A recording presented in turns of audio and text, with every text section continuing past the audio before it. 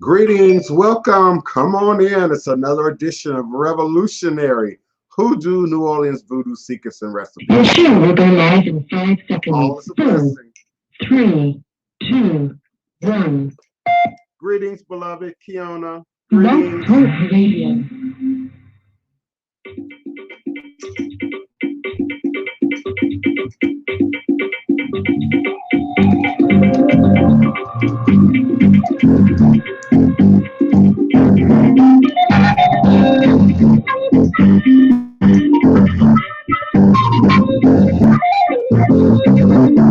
Welcome, come on in.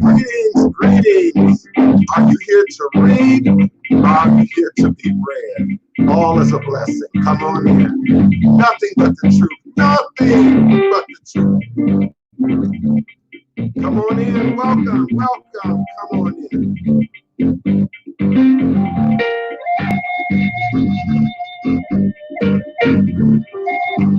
Welcome. Greetings and salutations. Come on in. Greetings. It's another day, another opportunity to allow the spirit. Come on in. Welcome. Come back home to Africa. All is a blessing. All is a blessing. All is a blessing. Come back to you. I'm longing for my memory. Coming back to you. I'm a bondage And now I am free. Greetings. Come on in. Come back home. Welcome. Africa. You already are made for me. Thank you for being present. All is a blessing. To Africa. All is a blessing. That is cat and golden ring. I'm waiting for you again. Coming back to you. I'm longing for my family. Coming back to you. I'm a bondage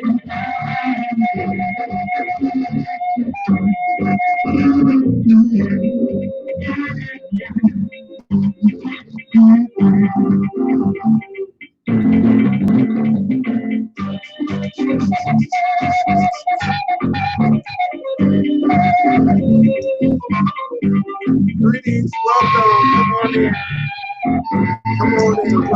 Welcome. Come on in.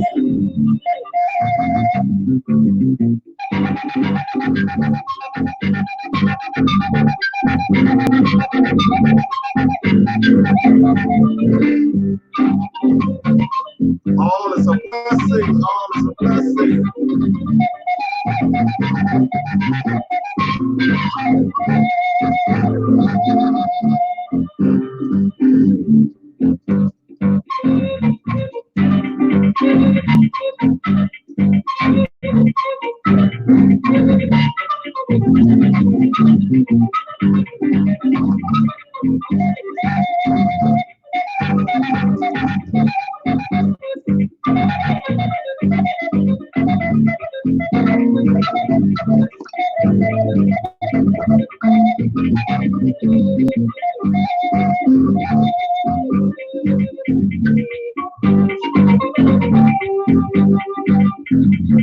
Come back home to Africa. Come back home. Come back home to Africa. Come back home.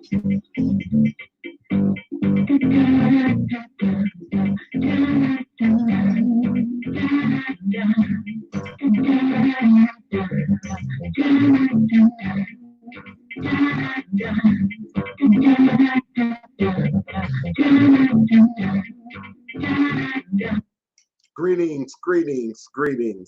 All is truly and indeed a blessing. Eshu Alekwana, Kosi Weri, Awo Onlo Utuni Iwo, Ada Afan Bo Osi, O Batalami Itani Ebo Onilio Aban Eshu. Eshu is the respected elder who flogs, confronts, and uncovers fools. That one versed in mysteries uses truth to own you. He causes scatter to feed poverty. O Batala shakes rascals to have sacrifice. The owner of warnings is the one who is Eshu. Aboru Aboye, Aboshishe, Ashe.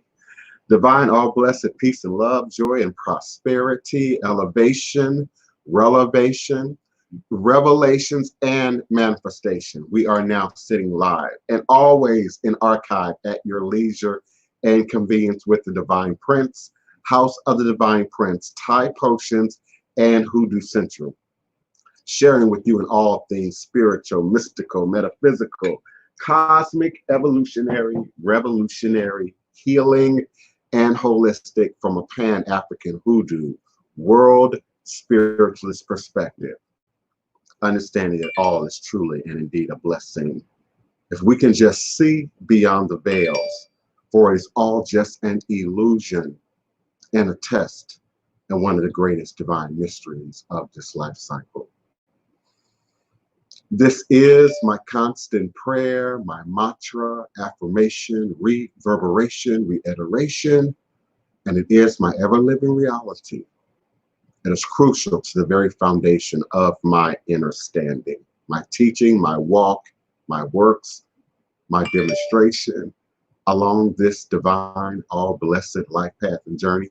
It is how I, the Divine Prince, make sense out of all that we're challenged with here on Mother, Father, Earth. And it is my personal place of beginning. It is the place where I realize and crystallize all my endeavors, understanding that I and I alone create and co-create my divine destiny, and I alone create and co-create my divine all blessed reality. And so it is. Ashe, oh, Ashe. Today is Tuesday, March 12th, 2020, and I am emanating and vibrating with you and for you, live, virtually, verbally, cosmically, quantum universally from this working temple of the House of the Divine Prince, Thai Potions, Hoodoo Central, in this legendary, beautiful, most enchanted city in America, New Orleans, Louisiana, the land of my ancestors and those who came before me along this spiritualist Hoodoo, Obeah life path and journey, passing down the great Obeah stick, along with the knowledge of the life-giving, healing herbs, roots, plants, rituals, spirits, and minerals. I'm always humbled, honored, grateful for those who do show up here with me at high noon U.S. Central Standard Time in the middle of your day to be a part of this squared circle of gods and goddesses, to be a part of this sacred space. And then always in clarifying the sacred space, reestablishing the sacred space, we acknowledge the ancestors and those that came before us. And it's not just some lofty, unseen, unknown ancestors. We indeed build relationship with our ancestors. They are present. When we eat, they eat. When we drink, they drink. As we would live, so too shall they continue to live on in us and through us. So your ancestors are ever present, ever relevant in any and every endeavor. But we also acknowledge the powers of the day. We acknowledge Papa Legba, we acknowledge Eshu, we acknowledge he who holds the key, she who opens and closes all doors. We also acknowledge those great cleansing and purifying and powers that bring us the elixir of life, that bring us water, that bring us amniotic fluid, that bring us all the various forms of liquid here as it manifests on Mother, Father, Earth. And so we acknowledge Oshun, we acknowledge Yemiyah, and of course we acknowledge Olokun, who holds the mysteries, if you will, the very secrets, if you will, at the bottom of the sea. That is more than metaphor. For indeed, you can't pass through the gates. of Orisha, without Yemaya, without Olokun, without the great mysteries, and indeed without Papa opening and closing the door. Once upon a time, I always, greetings everyone that I haven't acknowledged individually yet. Once upon a time, I opened the show every day with the prayer, with the mantra, with the Oriki to Eshu. I have to go back because let's be clear. Yes, I come, I share, I give, I offer, but we transcend spirit in this space. Papa Legba can't be capped. You can't put no top on Papa Legba. You can't put no controls on Papa Legba. You can't put limitations on Papa Legba. And that's why we say divine trickster. That's why we accept the rhetoric and the propaganda and the documentation that suggests he's a trickster. But I've said it hundreds of times. No, it's about ego. It's about ego. Eshu never sets out to trip anybody up. Eshu never sets up to push anybody down. It's ego. Ego. And my godchildren, and even those who've gotten readings from me, know that I say it at least once, twice, in any given session. God speaks in a soft, still voice. God speaks in a soft, still voice. And so too does the spirit of divination. We have to be quiet. We have to speak still. We have to be willing to hear. We have to be willing to listen. We have to be willing to be open to hearing the voice of destiny. That's why we seek guidance. That's why we seek elders. That's why we do all this fasting and prayer and meditation and repetitive motion and learning, to train our bodies to be still and allow the spirit to grow, allow the spirit to soar. And if it's never been, if it's not clear to you, if it's never been clear to you, that's my only reason to be. That's it. That's my only reason to be. This doesn't make me famous. This doesn't make me rich. This doesn't make me younger. This doesn't make me healthier. This takes out a chunk out of my day. Kiana told y'all, this takes out a major chunk out of my day. Hours before I come into the show, hours after I come out of the show.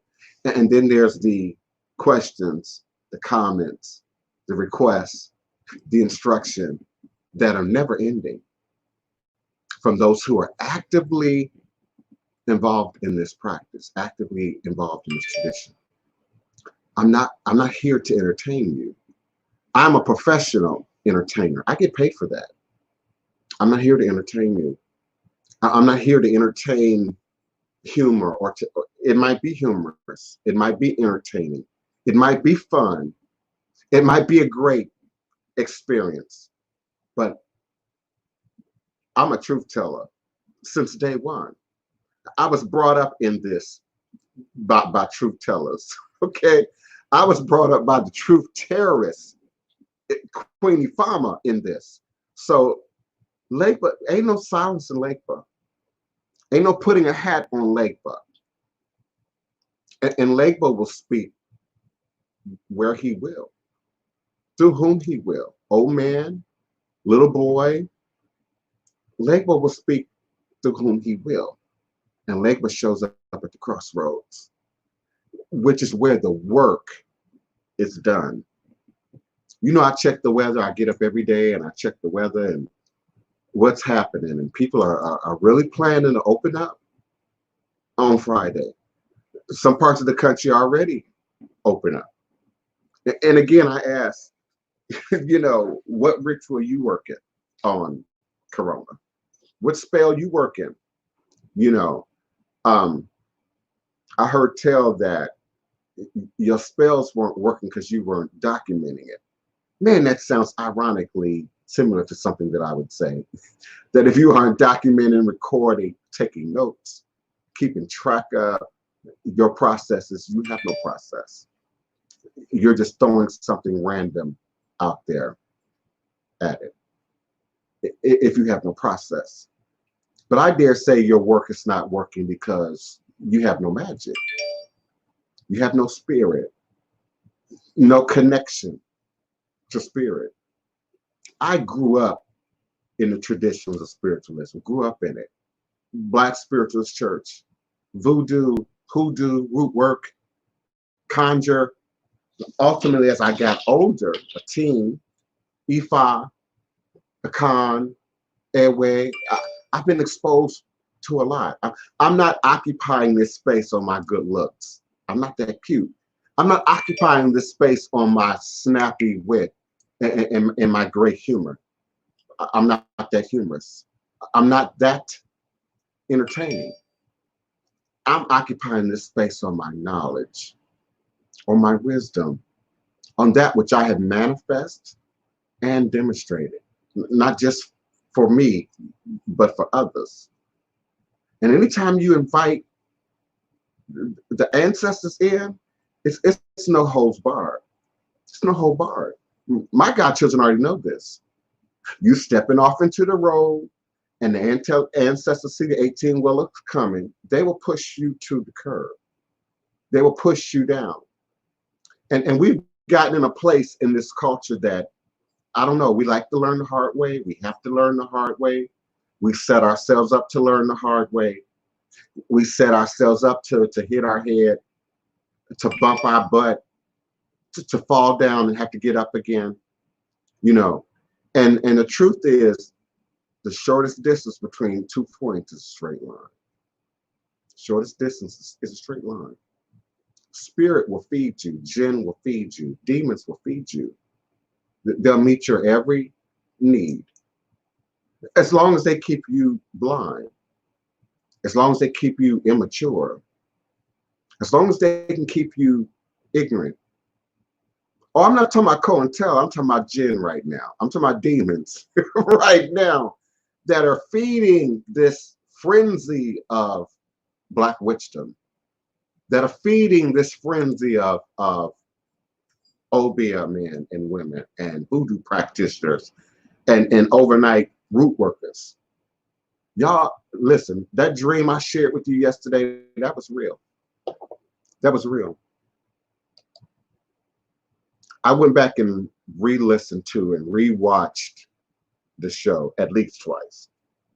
I might have bags. At least twice. And I'm grateful for those of you who did the same. I'm absolutely grateful for those of you who did the same.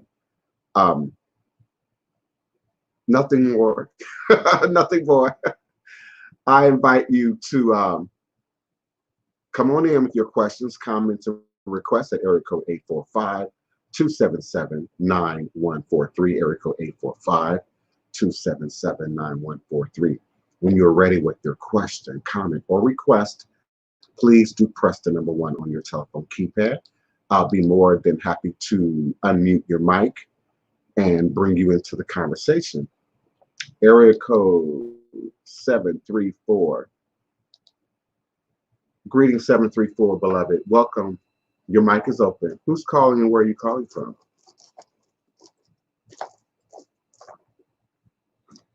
Area code 734. Did you have a question or a comment? Your mic is open.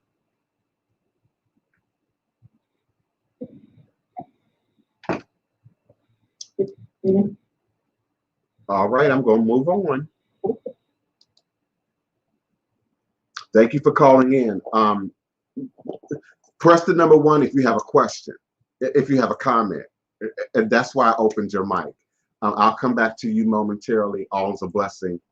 I welcome everybody to call in at 845-277-9143 with your reading request, questions, and or comments. But let me tell you, listen, it's on my Psychic World profile. It's on my Psychic World profile. If you are not ready to hear the truth, I might not be the reader for you. I might not be the practitioner for you. I am not a hippie from the 60s. I'm not a flower child. You know, I'm not some astrologer, master extraordinaire. I'm a voodoo priest. I'm a voodoo priest. And within the realms of voodoo, trance, possession, divination, that's our hallmark. That's where I have my standing, is in my divination. A lot has been said about me. A lot has been said about me. But one thing that isn't questioned is my reading ability. It's my reading ability. And a real reader is willing to risk looking wrong in the moment. If you believe what you see, sometimes what you see, sometimes what you hear, sometimes what spirit is telling you, the person that's sitting in front of you is not prepared to hear.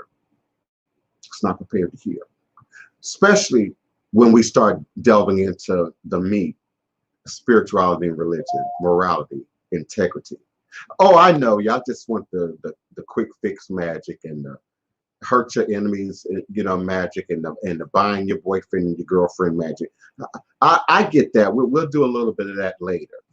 Nah, I'm about what's real. This ain't Disneyland magic. This ain't Halloween magic. This is our life. This is our very way of being. This is why I get up in the morning. This is why I lie down at night when I have the opportunity to do so. And so I am going to allow Legba to have his space. You can't cap Legba. You can't cap Legba. And my Orisha romance community, oh, y'all have just a lovely, fluffy relationship with the Orisha. And it just don't rest on anything that's real. It just don't rest on anything that's true. Look at our cousins. Look at our Nigerians. Look at our Ghanaians. Look at Cameroon. Look at Ivory Coast. We're talking about people dealing with life on life's terms. On life's terms. These traditions were not about the pettiness that the witchcraft of today has made it out to be, has given it the look of. This has never been about wealth. That's the prosperity ministry. This has never been about greed. Those are your charlatan fortune tellers.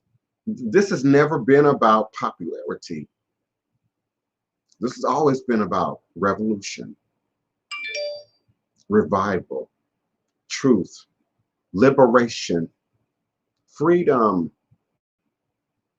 Freedom. I welcome you all. Thank you so much, Kiona. Thank you. Because I thank you. I appreciate it.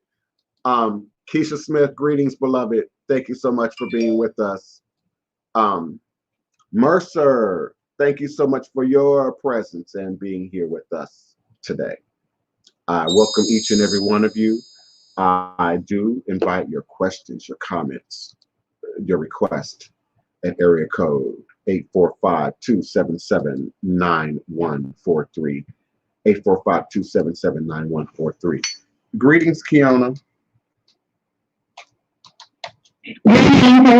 All is a blessing. All is a blessing in yourself. I'm amazing. Okay, what's so funny? Girl, what is so funny? So you're like, let's see. I just feel good. I don't know, when you mentioned SU, it was like the child in me just woke up. I was ready to start playing all of a sudden.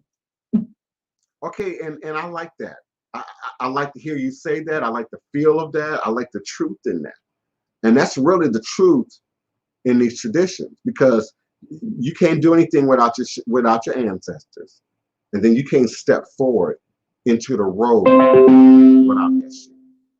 You can't step into the road of life without Legba. So that thing that people fear the most is right there. It's right there at the door. And I get it. Listen, I do many websites. I get all kinds of emails every morning. I know it's all about, flowers and bees and butterflies and the feel-good message of the day. And, I get that. I get that. And there's a place for that. I offer that.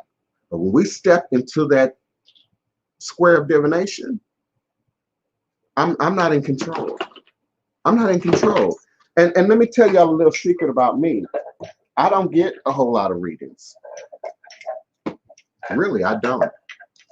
There's nobody out there on any site who can ever say that they read me. And the reason for that is I'm on my path. I'm on my journey. I'm doing my work. I'm doing my work. And when I need divination, I go to my elders. I go to those who are before me, ahead of me, down the road, if you will. Most of my friends in my peer group are 70, 80 years old. Healthy individuals too, by the way. But I'm constantly in that state of learning. I'm constantly in that state of growth. And so that's my vortex. I talked about my name a few weeks back, meaning fate, F-A-T-E. When you step into that vortex, you're stepping right into fate, right into fate. I'm not going to pull your leg. I'm not going to steer you wrong. But I'm certainly not, I don't have time for shenanigans. I don't have time for shenanigans. And I'm very clear about how I work because I'm working from something that's well established. I'm not going along as I go. I'm not evolving my practice as I go. I am passing on, operating in the framework that was given to me and to my ancestors and to your ancestors. That's it. That's it. Y'all can do flips, cartwheels. I'm not in competition with none of that. Entertaining. I'm cute. I watch some of y'all. I get a kiki sometimes early in the day, but don't call it voodoo. Don't call it hoodoo. I got one buddy, all of 24 years old, Kiona. All of 24 years old, but he's a master magician in his mind, you know, and he's operating under the label of Haitian voodoo, and there's nothing Haitian or voodoo about his platform. It's all witchcraft. It's primarily witchcraft. And so you all have got to get clear. Now listen, if you want to do witchcraft, go right ahead. But that's not ATR. That's not ATR. But you're welcome, just like you have the freedom and the rights to go back to work if you choose. You have the freedom and the right to going out to the mall now if you want to. You got the freedom and right to going out to the restaurants right now if you want to. And my city, my state is not moving forward until Friday. And even that's going to be limited. But as for me, in my house, not moving, not going anywhere. No virus disappears overnight. No complication disappears overnight. No work is done overnight. I'm amazed at, you know, I got godchildren that's been with me 5 years, 10 years, 15 years. So I've seen a lot. I've seen a lot in terms of homework. I've seen a lot in terms of people's approach to the assignments, if you will, within ATR. Nobody does it overnight. Nobody. And all of a sudden, you know, it's an hour has passed. Okay, I'm done. What's the next thing? No, you haven't even done the first thing. We aren't even rooted in the first thing. The first thing. And for us, Africans born in America, it goes right back to lineage. It goes right back to lineage. Many of us have no idea who we are. No idea who our parents were, who our grandparents were, who our great-grandparents were, who our ancestors are. And we ride the wave. I've seen the wave. You know, one decade it was Kemetic. The next decade it's Hebrew Israelite. The next decade it's Islamic. You know, I've seen the wave, You know, once upon a time it was Rasta, you know, and dreadlocks almost guaranteed some level of consciousness. Not anymore. Not anymore. Everybody got dreads. Everybody doing it, all kind of stuff to their dreads, color and cut and style and shave and all of that's cute. All of that's cute.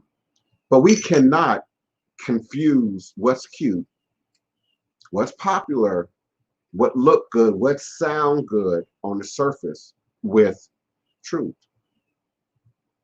and doing the work and getting the work done.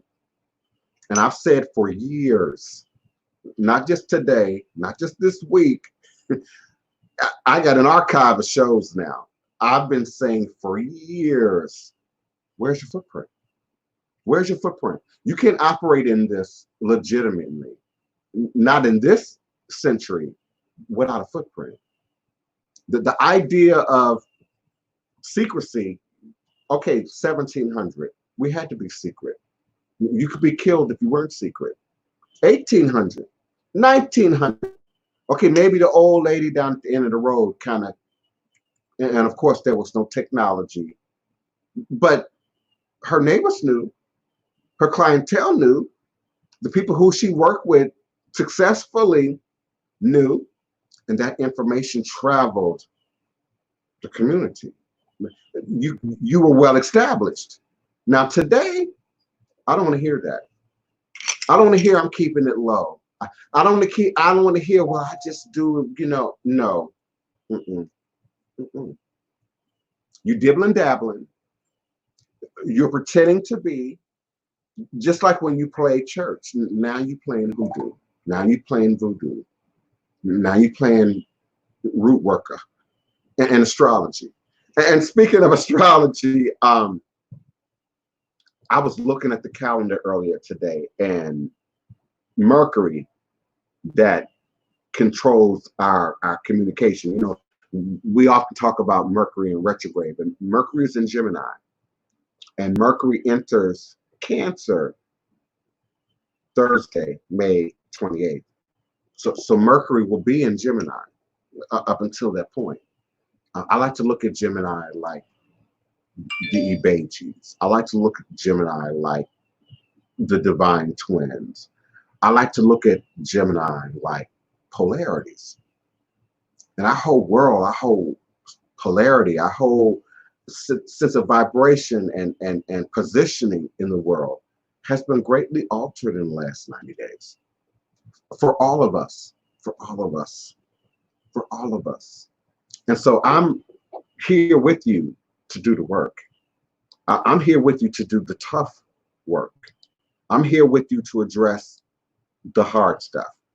I'm here with you to address the complex and complicated stuff.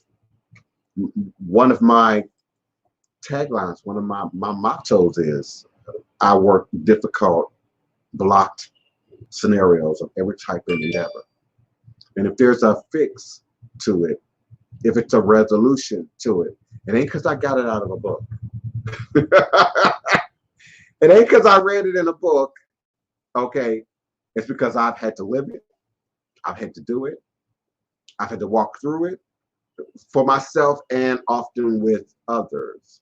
Because it's something about my wiring. I like to give it to other people. It goes all the way back to childhood. I got to give it away. I got to share it. You know, some of that might come from that whole church background, you know. And so I'm always looking out for the next person. Always, always, always, especially in the midst of a divination, especially in the midst of doing work. And so, you know, I ask, how serious are you about this, really? How serious are you about voodoo, really? How serious are you about hoodoo and conjure and Ifa and Lukumi and Santeria and Sanse and Maria Leonza and Palo? How serious are you really? Really? I'm beyond hiding it. I'm beyond covering it up. I'm beyond masking it, you know, so that it looks pretty for pop culture, so that it looks less frightful for other people. I'm beyond denying the white supremacy and the racism that many of you are just dripping with. Dripping with. I'm talking about people of color now. I ain't talking about white people. I'm talking about people of color who are dripping with white supremacy, who are dripping with the toxic residue that is racism. And if you don't clean that out, that's why Maureen Gonzalez Whippler, they took her to that ocean and stripped her naked and dunked her. She sort of described it like the most aggressive baptism a person can undergo. Okay, but there's so much meaning behind that. Tearing away, getting rid of the old mindset, the old thinking. You can't tuck it away and hide it. You can't now paint it up and put patchouli and chamomile flowers on it. You know, a pile of shit still smell like a pile of shit. A pile of mess is still going to be a pile of mess if you don't clean it up, if you don't address the work, if you don't get to the root of the problem. And that's why people are doing work and not seeing no result. You're not a real practitioner. You're not trained. You're paying attention to these really popularized social media comics and entertainers who are trying to express, I don't even know what they're trying to express to you, because it ain't voodoo. It's not hoodoo. It's almost never anything close to that. But it's what we've been taught. It's what we've been programmed for. It's what we see in the Botanica. And so it's got to have some relativity to it. It's got to be real. You know, maybe I'm just not doing it right. Okay. Okay. Hey, Fitness Girl Fun. Greetings, Become the Sea. Yeah, you have to be a student for life. You have to. I don't care, Ianifa, Mambo, Hogan, Babalao, minister, evangelist, bishop. You are a student for life if you are authentic to this. If you seriously walking into this, you know? Oh my God, I got close to 20 books just at my feet right now. Just that I have to go in and out of every day, just in the course of doing my work, doing some kind of study, doing some kind of comparison, you know, getting some kind of background to whatever scenario I might be faced with. But understand, and listen, I know what it sounds like to some of you. I know what it looks like to some of you. And I have nothing but love and respect for Louisa Tesh, for Marian Gonzalez Whippler, for Mason, for many of the authors who have brought us this information, who have painted us this picture, who have created a visual, if you will, for us to sort of look back at or to look into along this journey of self-discovery. But why not go to the source? Why not go to the source? Ignore the West African, Nigerian scam foolishness. Just ignore that. But why not go back to the source? Why not study the source? Why not read their books? Why not understand their interpretations? Particularly if we're trying to piece something together that we claim was broken, was dismantled by way of the Middle Passage.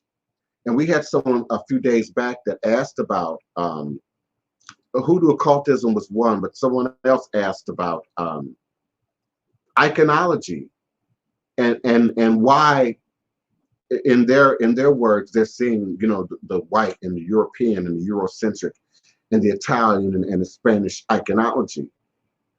And I described that as a code. I described that as a language.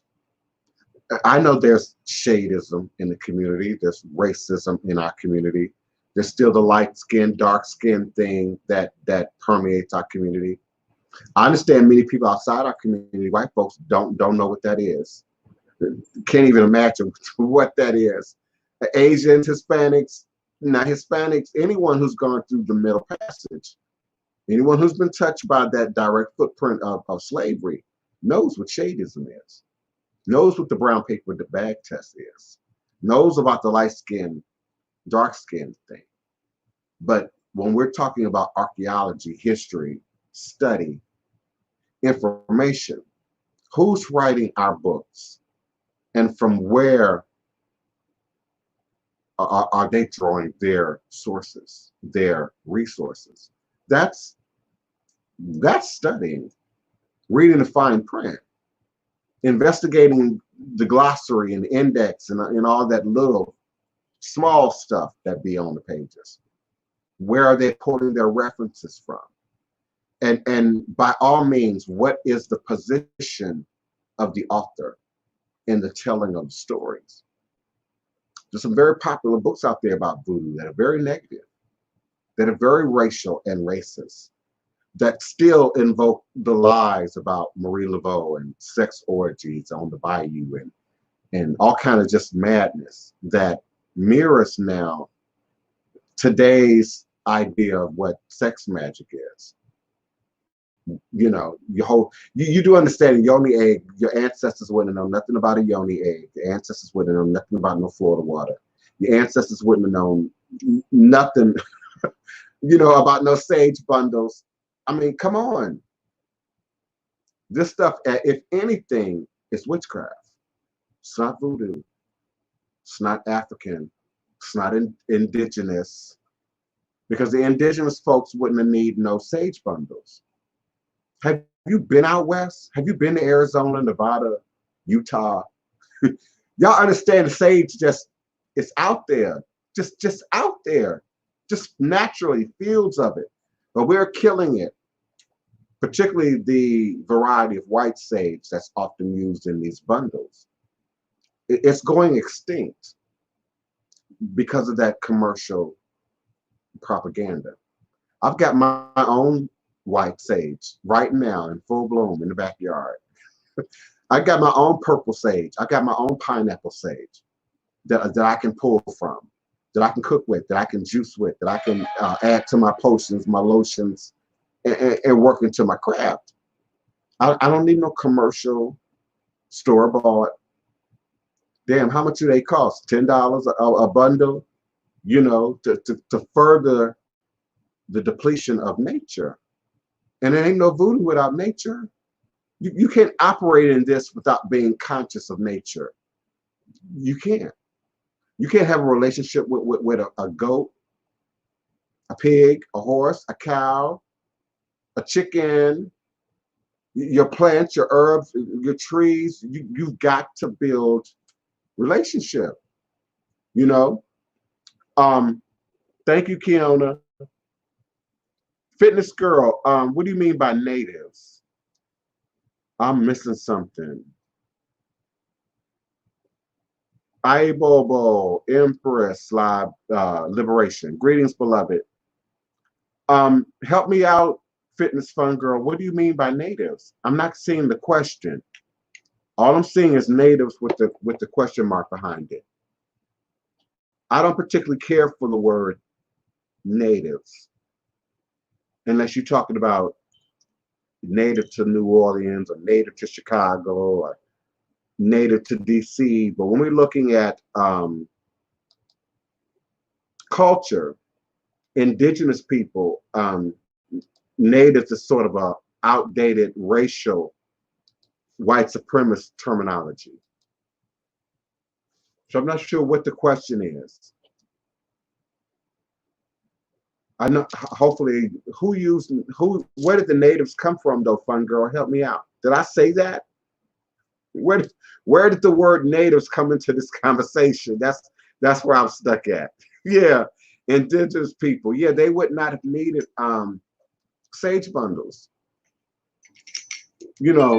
What we once called Native Americans, we kind of now know better. What they went with a sage bundle? What they gonna do with a sage bundle? Seriously. All of that, and I've said it time and again, is a product of Botanicas, commercialism. Botanicas did not grow up, sprout up in relationship with the traditions. Botanicas came as a result of people actively practicing and operating within the traditions, or what they believed to be the traditions, and then needing somewhere to go and buy their supplies. Most supplies we make, most supplies we harvest, most. And of course, I don't do pottery and I don't do porcelain. And okay, so that I might have to buy. You know, I don't do metalwork. So I might have to buy and you know and purchase, you know, but in terms of the roots, the herbs, the recipes, the washes, the applications, that's something you should be creating from scratch. That's something you should be creating directly from nature and not necessarily buying in the store. Many of you are buying oils. Do you even know what's in that oil bottle? Would you know the difference between, you know, olive oil with a little food color in it versus something that's truly produced from frankincense or myrrh or any essential botanica, essential oil? And we talked the other day about fragrance oils. A lot of what we wear in terms of fragrance oils is not real. It's chemically produced to smell real. Just like they can create chemicals that taste like a certain thing, like butter, for instance. Movie theater butter is not real. We know that's a chemical mix that tastes like butter. It's meant to heighten butter, you know, but it's not real butter. So we've got to regain control of our culture, of our practice, of even what we use and utilize. A great deal of my supplies I order either from Africa, that which I can make and or produce, or from the Latin community. You know, Cubans, Puerto Ricano, you know, they often have the more legitimate access to some of the stuff that we by all means use. But a lot of what you commonly see, especially at these botanicas that are going up overnight on Instagram and on Twitter, and they're basically ordering wholesale candles, wholesale bundles of sage, wholesale generic stuff that don't really have anything to do with real voodoo, that doesn't have anything to do with the real practice. Yes, absolutely, indigenous people use sage. My point was, indigenous people didn't use sage bundles. Why? Why? Why would they have taken the time to make cotton, weave it into string, wrap their bundles? Why would they ever have a need to do that?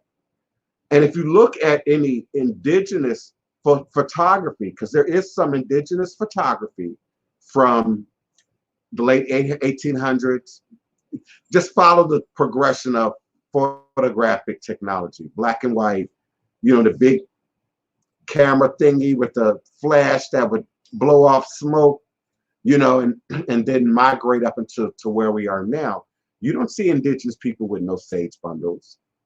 You might see them with a conch shell or some other natural containment with loose product or a branch of the product. But even once you start burning your sage bundle, which almost everybody in this room has done, what happens within 10 minutes? Your cotton rope is gone. Okay, the little cute string that's holding your little bundle together is gone. And then you're doing what with it? Now here, Nylan the Tanner was just, Nylan the Traitor was just here this morning too. Now we are going to take that bundle, crumble it, or break it off, and put it directly into a burner, into a pot, into a shell. Our indigenous people would not have used some sage bundles. Even Okay, we got North America. Look at Egypt. Look at Mesopotamia. We're talking about places that carved their practice into stone, that chiseled their practice into rock. Now we see all kind of burners, censers and incense burners and whatnot. We don't see no sage bundles. Okay. We don't see no sage bundles. We don't see no little label bottles of oil. Even our 7-day candle is a evolution in technology and availability. But I still use oil lamps.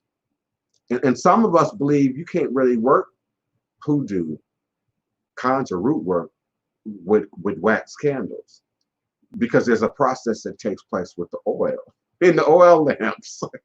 Okay, that again is lost from your botanica knowledge. It's lost from your Orisha romance knowledge. And so some things, it ain't even occurred to you. And once it does occur to you, people pick it up. They okay, I'm going to see an Instagram photo of oil lamp in the next 6 hours. So somebody going to post a picture of an oil lamp. And it's going to be the direct response to this conversation we have. Okay. So Fitness Girl, I think he only helped me to get your question together. Yeah, they would have absolutely burned, and not just sage either. They would have burned a whole lot more than just sage. That's being influenced by pop culture. Pop culture often follows the dollar, capitalism. How can we sell this? How can we market this? You know, well, we like Rihanna, so we'll put Rihanna in the clothes. We'll put Rihanna in the accoutrements. We'll put Rihanna in the jewelry and the accessories, and then let her influence you to buy it. And everything don't look good on everybody. You know, everything don't work for, and it's not meant to work for everybody. Now, how much sage did Asia burn? How much sage did Ethiopia burn, really? How much sage did Egypt burn, really? And so it's a North American appropriation. And let's be clear, we're right here where the white sage grows. I just told you, Arizona, Nevada, Utah. Get in your car and take a highway drive to Vegas or to California. And just stop and see what's around you. That big Salt Lake, and all the dust bunnies flying in the wind, you know. But sage, wild sage everywhere, everywhere. But we're going to make somebody's botanica successful, prosperous, while we sort of mimic truth, go through the motions of truth, put on the outer cover, the outer garment of truth. Welcome. Please, my number is 845-277-9143. Don't be scared. Don't be scared now. Come on, y'all. Don't be scared. Call me with your questions, your comments, and your request. I'm just going to keep it real. Okay? I'm just going to keep it real. But I welcome your questions, your comments, your requests. Do press the number 1 at 845-277-9143. And I'll be more than happy to unmute your mic and bring you into the conversation. If you don't have questions, comments, and requests, I will talk. And I will keep it moving forward. Greetings, Justice. Thank you so much. Jenny, thank you so much for being present. I certainly appreciate you. Neophyte Bocour Tourist.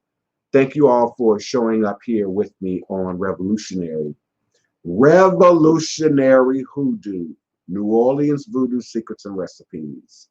It's in the name, it's in the theme, it's in the brand. It's in my voice, it's in my style, it's in my demonstration. It's all about why I'm here. It's all about what I do. So let's let's come forward with your questions, your comments, and your requests. If you're in the chat, 219, I'm coming to you next. If you're in the chat, you can put your questions in all capital letters. Kiona might put a question mark behind it, and that'll make it easier for me to see. Area code 219. Who's calling and where are you calling from? This is Fitness Girl Fun. This is who? Fitness Girl Fun. Greetings, beloved. How can I assist you? Yeah, I was calling because I had a question on pregnancy and herbs. Okay, now, what's your question? It depends on the nature of your question. Well, what are some good herbs to help with fertility?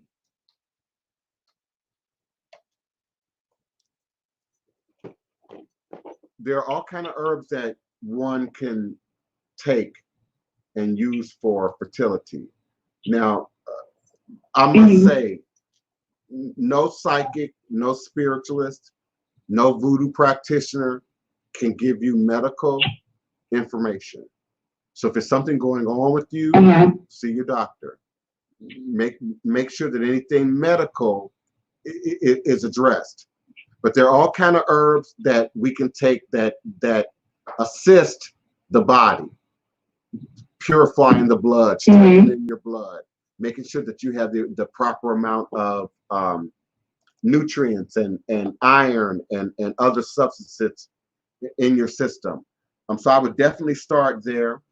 I would take a good detox before you consider taking any kind of herb therapy.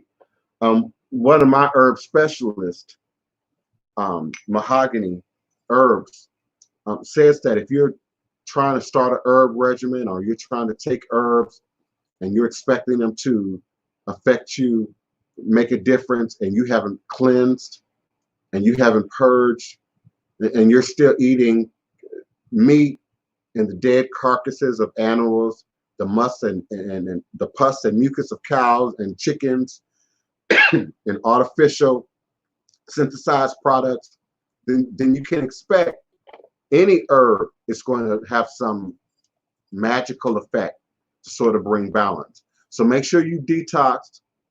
Make sure you've looked at what else you're putting in your body along with the herbs. And of course, if you're on any kind of medication, make sure you check the doctor before you try any herb regimen, because that could also subsequently interfere with the metabolic breakdown or activity of that medication. And particularly if we're talking about fertility meds and any other kind of medication that your doctor might subscribe to you based on what might be going on with you. But aloe vera, one, is a great herb in terms of not just pregnancy, but overall health. It's also great for keeping the body moist and lubricated, and it helps us to hold in our nutrients, our water intake, the other things that break down in our body that are good for us. It keeps it from just rushing right through us. So aloe vera is a great start. Familiar with a product like what do they call those products? Like Metamucil, for instance, which is this drink that you mix up and it's giving you fiber. Have you ever thought about what is in that? What is the fiber? What is the product that makes those products work? And so they use several herb substances to include aloe vera, and the herbs set up and form like a gel in your body, and that's why products like Metamucil. So aloe vera juice can be very beneficial to someone who's looking at pregnancy. Anise tea is another one that's good for strengthening the blood, making sure that things are flowing in balance in terms of the iron and the other nutrients that we need in our blood to be in balance. Are you still with me? I can't hear you. Give me a second to pull my switchboard back up. Okay. Are you still with me? Yeah, you're still with me. Okay. Yeah, I'm still here. When is your birthday? July 11th, What year? 1991. Yeah, you definitely need to see your physician, find out what's going on with you. Um, I'm not comfortable. Well, I know that they told me that I had cysts on my ovaries, so they told me that if it grew, that they would recommend surgery. So I don't know. Yeah, that sounded like a question, and then right after you said, "So I don't know." So I know from what I've heard and what I've experienced, not personally, but in my family, members of my family, you should follow the advice of your doctor. Having the cyst removed is not going to necessarily prevent you from pregnancy, unless they're talking about removing, your entire uterus. That would be a whole nother thing. But I'm not confident, Right. and I'm sure you understand. Just giving out a random list of herbs that you could use to sort of increase your fertility on air, and not be involved in what's going on with you medically. And it's not just you, but then the people who might be listening to me, who might then take that advice and go and run with it. So I need you to be careful.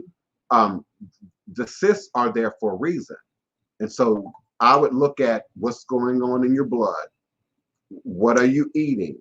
Some of the things that I just said. Detox. You might need a really good detox, and get some of the stuff out of you. The average American male has 5 pounds of undigested red meat in their body, in their intestines. So just imagine a woman, and sometimes women can hold a little bit more weight, and so you've got to look at what you are eating, what you have been eating, in terms of how it's showing up, if you will, with these cysts. There are also herbs that can reduce inflammation, reduce swelling, reduce other symptoms that could be associated with what's going on with the cyst. We underestimate the power of fruits and vegetables, like apple, for instance. I would eat more apples. I would eat a lot more apples. There's a reason that we used to say an apple away keeps the doctor away. And there's certain nutrients in the peel of the apple, and in the redness in the apple, but also in the meat of the apple that are very beneficial for you and to you. And if you can't eat a whole bunch of apples, then get a good juicer, and juice up apples, cucumber, spinach. Spinach is also good in terms of giving you the correct iron, the correct nutrients, creating the correct balance in your body that can further not just pregnancy, but healing. Green leafy vegetables. Green leafy vegetables. The average American does not eat nearly enough green leafy vegetables. And again, there are things like beta carotene and other vitamins and nutrients that are very healing and helpful in our green spinach, kale. If you've never looked into seaweed, I would look at seaweed, spirulina. But more importantly, beloved, I would cut back on the meat. I really would. I really would. Now listen, you didn't give me all that information, but as an empath, I can tell. I can tell. So you might want to look at what you're eating, get with a nutritionist, and take that approach, even before you just focus in on a handful of herbs that you expect to sort of assist you. Because until you address what might be preventing you from getting pregnant, you may not get the result that you seek. And I haven't heard you say that it's the cyst that has prevented you from getting pregnant. In fact, I haven't heard you say that anything has prevented you from getting pregnant. You just introduced the fact that you had cysts into the conversation. So have you been trying to get pregnant? Well, I just introduced that because that's the only, when I went to the doctor, that's what they told me as far as like what was going on down there. Now everything else is fine, but I have always tried, and it's just nothing ever happened to no avail. So, I just always wonder why. And as far as my diet, like I don't eat pork. I haven't eaten pork in over 10 years. I probably could cut back on the red meat, but I don't eat a lot of red meat. I eat mostly like chicken and. But think of the amount of hormones. Turkey. But think about the amount of hormones that are in chicken. Think about the amount of growth products that are in chicken. They put a lot of stuff in our meat. I'm not trying to spook nobody, but they put a lot of stuff in our meat so that it's fresh looking and pink looking and healthy looking by the time it makes it to, your table. So I would be careful about that. And again, I'm not a doctor, so I'm not about to tell you what you should or should not do, but I would really seriously consider that. My elders would suggest that. One in particular, Adama Aleji, out of Atlanta, Georgia. That's the first thing she's gonna ask you is, are you vegan? Are you vegetarian? What are you eating? What are you putting in your body? How much walnuts do you eat? People don't eat walnuts like they used to. There are just so many other. Black pepper. How much black pepper do you eat? Black pepper is very. It's funny you say that about the walnuts because my grandmother, she used to eat like a lot of walnuts, and she had 14 kids. So it's crazy you mentioned the walnuts. Our diets in the West have become so specialized and reduced to just primarily what we like, what we favor, and it's not always the healthiest thing. There are people out there listening to us who eat meat and potatoes. They don't get a lot of green leafy vegetables. They don't eat a lot of walnuts. They don't eat almonds and things of that sort. And this is what's missing from our modern diet. Blackberries, black fruit also would be very beneficial for you in terms of pregnancy and keeping your womb healthy to receive a child. But you're welcome to always send me an email if you like. But I'm going to say exactly what I said right here on air. What did your doctor say? Okay, thank you. So I'm here for you, beloved. You can stay with me if you like. I'm not going to close anybody's mic who's already on the phones with me. But if you are not with me, you can always call me at area code 845-277-9143, 845-277-9143. When you are ready with your question, comment, or request, do press the number 1 on your telephone keypad. This will alert me that there's a caller in queue, and I will open your mic and bring you into the conversation. And of course, my last caller, you said your name was Cindy, right? You could always jump in if you have another question or comment at any time. I have something to say. This is Kiana. Go ahead, Kiana. Yesterday was interesting, and I watched back the archive, but it was more so to prove the point that Spirit has been trying to show you and also other people, what they're using you as a vessel. 30 plus people come on this live every day, and it's a handful of us that interact. So yesterday, to go into a divination and laugh in the face of Spirit, to show no regard, to cut off and interrupt, shows that a lot of people come on this platform to test and compare their self-initiation practices in ignorance. They can't do that. That is very, very disrespectful. You have to be vouched for in both realms. In both realms. You can't even walk through the street without people really knowing who you are. If you're trying to really make a move and make a impact, people have to know who you are, and then they come and then they take. It's a give and take in life. Nothing is for free. You have to respect life, respect the voodoo, ancestors, all. We have to get real about this thing. This is life or death. This is literally life or death for me. It's life or death for me and for many of the people that I work with each and every day. And if you're conscious, like many of you in this room are, neophyte Bokur tourists and Hoodoo occultism and Empress liberation, then you know how serious this really is. And at the root of it, for fear of sound like a broken record, it's mental health. I have to keep coming back to mental health. It has everything to do with our demonstration right now in the world. And not just Black people, but Americans, and how we're viewed in the world. We see ourselves as being sort of superior and the best country and the land of the free and the home of the brave. And few people really have heard someone else's opinion about who we are, whether it be the Nigerian, the Ghanaian, the German, the Parisianer. The rest of the world has a very different take on who and what Americans are. And it's not always good.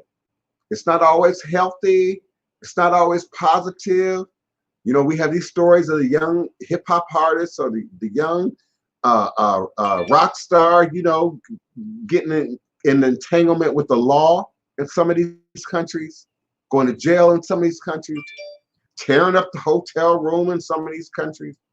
So as Americans, we're not the most balanced people all the time. And we're very self-centered and very selfish in a toxic way. And let me say this. Now some of you in this room have heard me say this a million times. And yes, Kiona, I went back and listened twice. And I stuck to my usual script when it comes to my ace. I said aces are the most selfish card in the deck. Your aces. It's not about toxic. It's about negative. It's about self-care, self-awareness, self-preservation. I said it several times. The idea that I judged you as selfish came through you. Didn't come through me. And that's not the wording that I used when Spirit was speaking that on the table. But like you said, Kiona, once that energy got in, the whole everything shifted. The whole room shifted, to sort of respond to that energy. And that's why I talked about, as I often do, demons, jinn, that attached itself to us, particularly those of us who are curious about these occult-like sciences and practices, but refuse to acknowledge leadership, refuse to acknowledge those who came before, and refuse to acknowledge those who've laid the way. And it's so much more involved in this, so much more. So I hear you, beloved. My goal today was to not really talk about that. But I guess well, no, Spirit told me to say something, so you know me. Spirit told me to say something because it was more or less of people coming to compare what they're doing because they want to be instant spiritualists. But rebellion is a spirit of witchcraft. You have to succumb and submit to something, right? Yes. And so what I want to say, and I'm gonna move on. The people who come on the platform don't even really know you. When you're amongst authentic spiritualists outside of a talk show, they don't talk that much. Spiritualists are not flashy.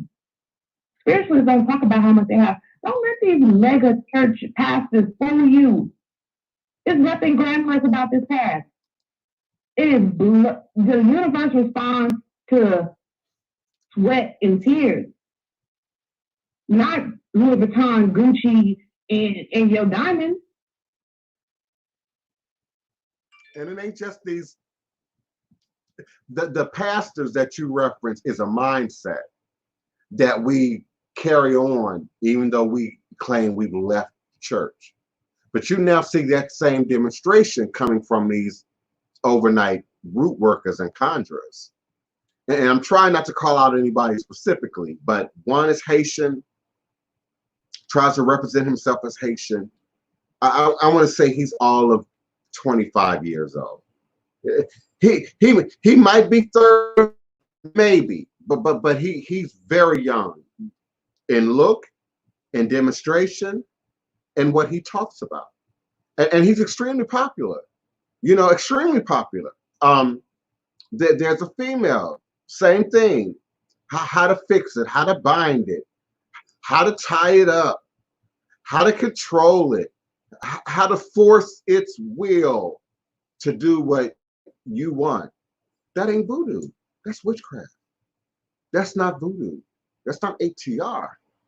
Character, Iwa Pele, balance, character, morality, integrity is the root of Ifa, at the root of voodoo, at the root of West African traditions. And the notion that we don't have a book, which ain't true either. We don't have a Bible, so therefore there are no rules. That's a Western notion. That's a Western notion. I can mix it up. I can dabble a little bit in this and dabble a little bit in that. And I ask all the time, do your mama know you're a witch? Do your grandmama know you're a witch? How out in the open are you really? What you try and convince us in these spaces that you are. Like Kiona said, that's really an act of, I want to convince you. And if I can get somebody like you, who's already got a name, who's already on TV, who's already documented, to then verify and vouch for your power, then you off and running, right? Not on my watch. Not on my watch, not on my show. I have godchildren that are ready to read other people. One of them be in this room a lot. So I'm not going to call his name because all y'all going to do is parasitic, yeah. But one of them be in this room a lot. That brother's ready to read. That brother got shrines. That brother got altars that will blow your hair back. But he's not trying to read. He's not trying to be a leader. He's trying to get his own life together. He's trying to get his own act together. I've got children that intuition is on point. On point. Almost every divination we do is about confirmation. But it's laid out. It's mapped. It's written. And not only do I have it in my documents, but you have it in your documents too. Because I start every question, every consultation with, it is necessary that you document and record. Document and record. Just like in this space. Everything I'm saying is being recorded. Everything I'm saying is going in archive. Everything I'm saying can then be pulled back out at some future point in reference, right? So like Kiona just said, you can't work in this. Not in modern times, not since 1980 can you work in this at all without a name, without a footprint, without a presence. And it's not that hard to find out what you were doing 10 years ago, 20 years ago, 30 years ago, depending on your age. That's why some of you hate for your family to be on your social media. Some of you block your mama from accessing social media. Block all your church friends from accessing your social media. Or you set up these odd identities, so you can go out into the virtual world and do and represent and say all this stuff that you would never say in my face, that you would never say and do out in the real world. There's a battle going on in Ghana, not Ghana, Nigeria right now. Between the root worker and the prophet T.B. Joshua. Some of y'all are familiar with prophet T.B. Joshua. He's actually very wealthy, very successful evangelical preacher over in Nigeria. Prophet T.B. Joshua reveals what happens after coronavirus. So he gives his sort of prediction of what's going to happen to people, for people. Of course, it's always for, you know, the people of God and the people in his church and in his ministry. But what further caught my eye is he's being challenged by a indigenous root worker, to a public spiritual battle. And this battle is to take place in his church, in Prophet T.B. Joshua's church. I'm trying to find that article. What did I do with it? Oh no, I hope I didn't lose it. It was on the front page of Naija News yesterday. Naija, Naija news.com. So it's all the news coming out of Nigeria in particular. And if you pay attention to West African news, they like salacious, dramatic, oh, here it is, types of posting. Who's sleeping with what and who's doing who. So you see these witches and witch doctors and practitioners show up in the news all the time. So the battle is not with T.D. Jacob. I got my names mixed up. The battle is between Prophet Odumeji. Prophet Odumeji is in trouble with Aaron Dizugu, who is a native doctor. And they basically have agreed to a challenge to see whose power is better, whose magic is greater, whose ability to produce and manifest the power of God is better. Prophet Chukwu Emeka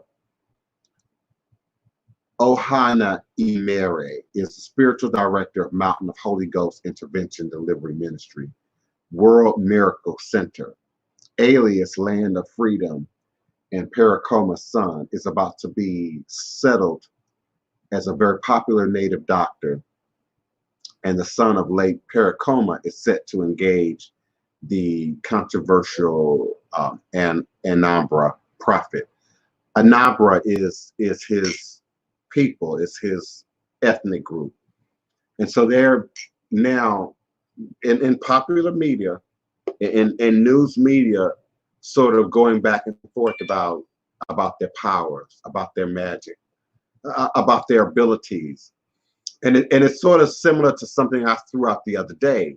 Where are the root workers now in terms of battling coronavirus, in terms of battling poverty, in terms of battling racism, in terms of battling the murder and slaughter and lynching, you know, of young Black men, you know, in the streets?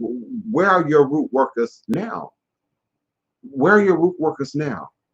I've wanted to organize for years a team of legitimate practitioners to go after such things, politics, injustices in the culture, injustices in society. But y'all worried about love and relationships. Y'all too worried about petty stuff. Y'all too worried about gaining control over your haters. You know, and there's so much work out here to be done. Can I talk about Dr. John's influence on Nola Voodoo?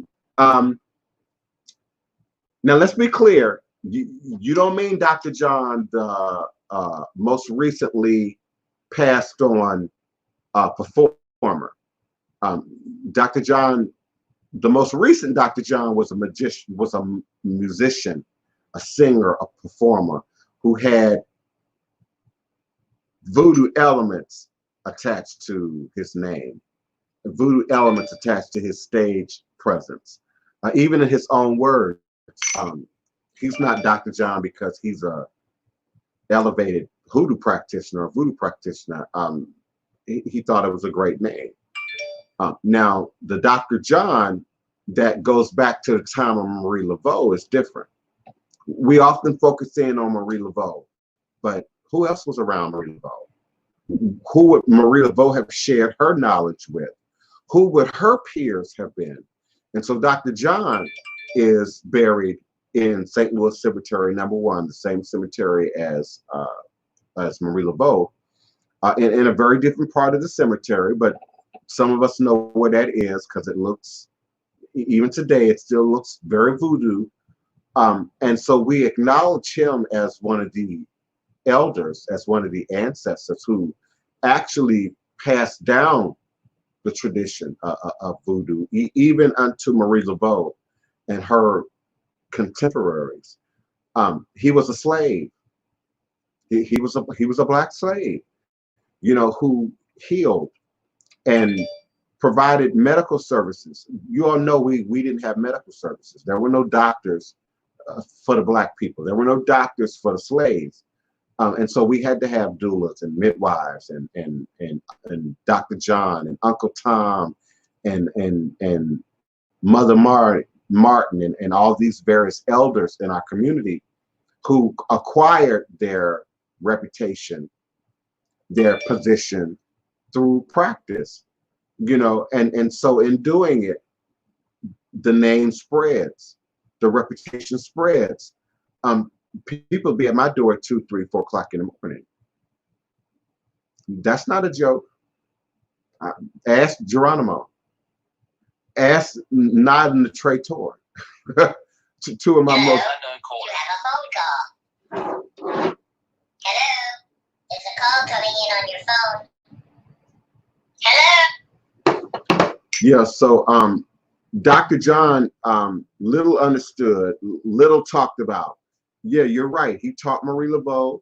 He had a great deal to do with what Marie Laveau knew and understood about hoodoo, voodoo, and conjure.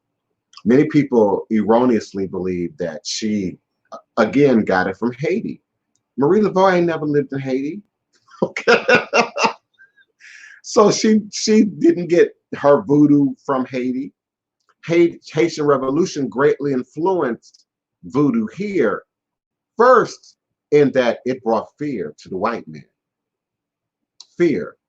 And that fear of voodoo is what created your black codes. It's what created your Jim Crow laws. It's what created your inability to move around with liberty as a dark-skinned person in America. The fear of voodoo, the fear that voodoo ignited the Haitian Revolution, the fear that voodoo empowered the enslaved Africans in the Haitian Revolution, and they didn't want that to happen here. So they limited our ability to gather, limited our ability to learn to read, limited our ability to perform music out loud and out in the public, in order to prevent what they thought was our gaining power and empowerment through that revolutionary voodoo that took place in Haiti. The Bois came on leading up to the revolution. Yeah, but that was great to bring up. Dr. John influenced greatly who and what Marie Laveau was and ultimately became. Much of what we know and understand of her today has been corrupted by book authors and imagination, you know. Yes, Mercer Baron, where are the healers? Where are the practitioners? And why aren't they coming out publicly and doing it? Are they quick to tell you, you know, they helping people hit the lotto? They quick to tell you they fixing marriages and relationships. I ask again, where's that footprint? Where that written down at? Where's that documented? I have a documented footprint. Okay. I have a documented footprint on every site that I've ever been on.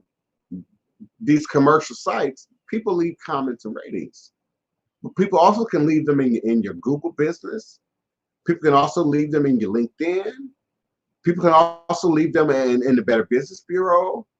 But if you are doing this as a hobby out of your backpack on your lunch break, you're not a practitioner.